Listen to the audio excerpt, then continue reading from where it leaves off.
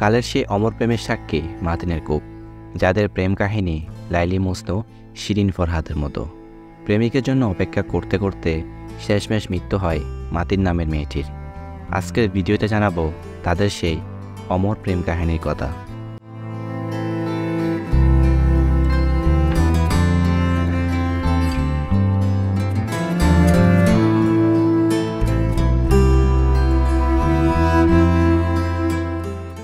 বিংশ শতাব্দীর প্রথম দিকের ঘটনা।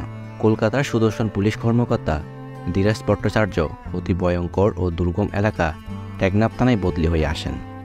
সবুজ পাহাড়ে ঘেরা টেকনাফ থানা অদূরে সমুদ্রের নীল জলরাশি।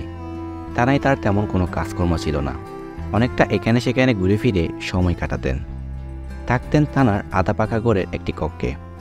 একদিন ভোরে একাধিক নারীর কণ্ঠে অস্পষ্ট মৃদু গর্জনে ধীরাজের ঘুম ভেঙে যায়। ঘুম থেকে উঠে থানার ছোট বারান্দায় গিয়ে তিনি দেখেন রং বেরঙের ফতুয়া পরিহিত 50 থেকে 60 জন রাইকান তরুণী পাতকুয়ার চারদিকে জড়ো হয়ে জল নিচ্ছেন। এটি ছিল সমগ্র টেকনাফে একটি মাত্র কুয়া। প্রতিদিন তরুণীরা পাতকুয়া থেকে জল নিতে আসতেন, আর ধীরাজ ভট্টাচার্য থানার বারান্দার চেয়ারে বসে তরুণীদের সে দৃশ্য দেখতেন। একদিন ধীরাজ ভট্টাচার্যের চোখে পড়ে যায় মাতিন নামের একটি মেয়ের। সুন্দরী এই তরুণীর নাক, চোখ এবং মুখ বাঙালি মেয়েদের মতো। তার নাম ছিল মাতিন, টেকনাফের জমিদার ওয়ানউদ্দিনের একমাত্র মেয়ে। মাতিনকে প্রথম দেখে ভালো লেগে যায় ধীরাজ ভট্টাচার্যের।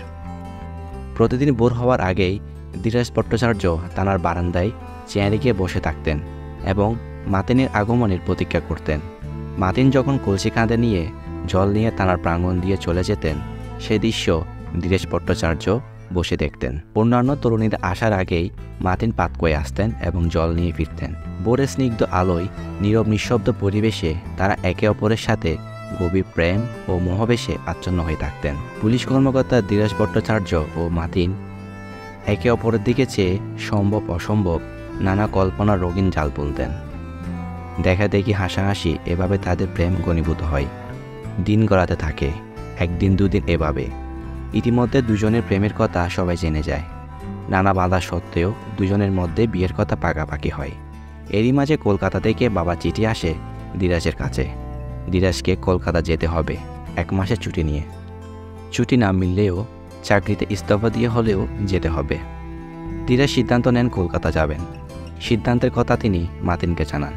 মাতিন তার কথায় রাজি হলেন না, তাই অনেকটা বাধ্য হয়ে ধীরাজ ভট্টাচার্য এক সন্ধ্যায় টেকনাফ ছেড়ে পালিয়ে গেলেন। ধীরাজ ভট্টাচার্যের এভাবে চলে যাওয়াকে প্রেমিকা মাতিন সহজভাবে মেনে নিতে পারেননি।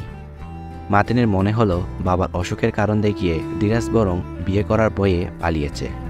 পানপুরুষ ধীরাজকে হারিয়ে মাতিন অন্য জল ত্যাগ করে হন শয্যাশায়ী। জমিদার পিতা পরিবারের সদস্যরা শত চেষ্টা করেও মাতিনকে অন্য জল চোয়াতে পারেনি। তার এক কথা, ধীরাজকে চাই। প্রেমের এই বিচ্ছেদ এবং অতি কষ্টে একদিন মাতিন মারা যায়। এই কারণে প্রেমের সাক্ষী মাতিনের কূপ, যা দেখে এখনও হাজারো প্রেমিক প্রেমিকা তাদের ঐতিহাসিক প্রেমের কথা স্মরণ করে আবেগে আপ্লুত হন। এখানে দেখেন সে ধীরাজ ভট্টাচার্য উল্লেখযোগ্য চলচ্চিত্র যেখানে তিনি অভিনয় করেছেন সেগুলো এখানে খুব সুন্দর করে দেওয়া আছে। এখানে চলচ্চিত্রের নামের সাথে তার সালটাও কিন্তু দেওয়া আছে। এখানে আসলে আপনারা কিন্তু খুব সুন্দরভাবে এটা দেখতে পাবেন এবং জানতে পারবেন। এটি হচ্ছে আপনার সে মাতিনের কূপ। এখানেই সে মাতিন আসতো কলসি নিয়ে পানি নেওয়ার জন্য, এবং ধীরাজ ভট্টাচার্য যিনি পুলিশ কর্মকর্তা ছিলেন ওনার জন্য এখানে অপেক্ষা করতেন। এদিকে একটু আপনাদের দেখাই, দেখেন কূপের মধ্যে কিন্তু এখনো পানি আছে। একটু জুম করি, দেখেন কূপের মধ্যে এখনো পানি আছে।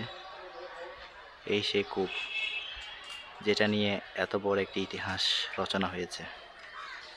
তো প্রিয় দর্শক, আজকের ভিডিওটি আপনাদের কেমন লেগেছে অবশ্যই কমেন্ট করে জানাবেন, এবং আপনারা যদি পারেন কোনো সময় যে টেকনাফ ঘুরতে আসেন এই মাতিনের কূপ আপনারা একবার হলো দেখে যাবেন।